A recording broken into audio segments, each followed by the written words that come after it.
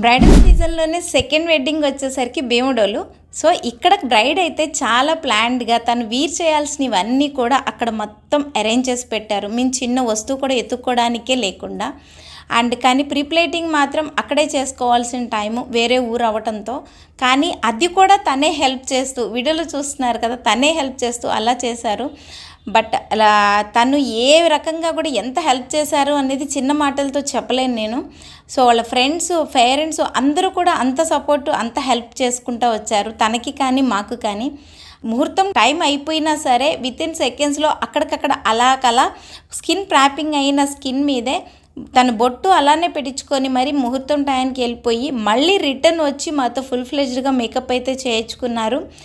ఈ మేకప్లో నేనైతే నిజంగా కూడా ఆరాంగా గేమ్ ఆడితే ఎంత ఎంజాయ్ చేస్తూ మేకప్ చేస్తామో అంత ఎంజాయ్ చేస్తూ మేకప్ చేశాను.